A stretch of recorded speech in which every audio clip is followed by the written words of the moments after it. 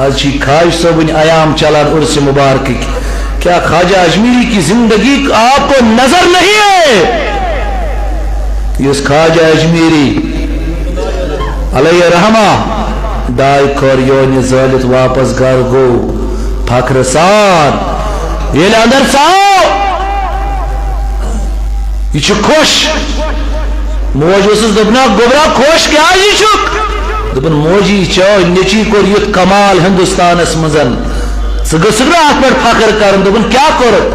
نس 90 لاکھ لوگوں کو تیرے بیٹے نے مسلمان بنایا ہے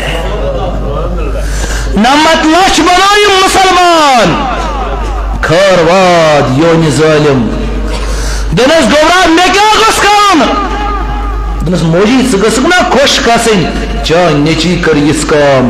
دنس حتا فخر نہ گسی چگہ سن کے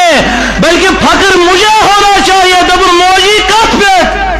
دنس میش موجہ ای باگیا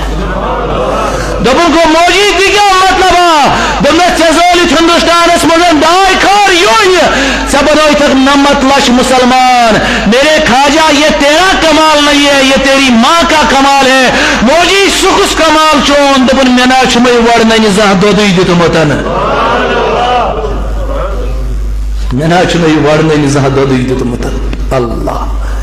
تب جا کے خواجہ اجمیری نے اتنے سارے لوگوں کو مسلمان بنایا ہے مگر میانی جوانا کہنے کا مقصد یہی ہے مطلب یہی ہے کہ نبی پاک کو فرمو کل مولود یولد علی فطرت الاسلام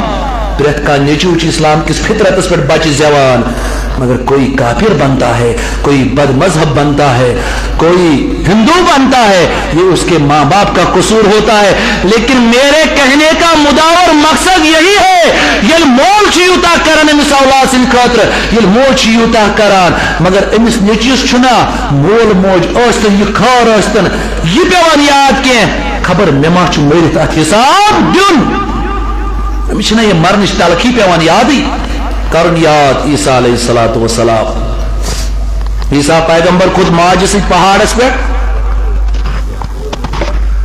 دوست چھ ماج پتھر روز در روزہ راتس چھ رب سنز بندگی کران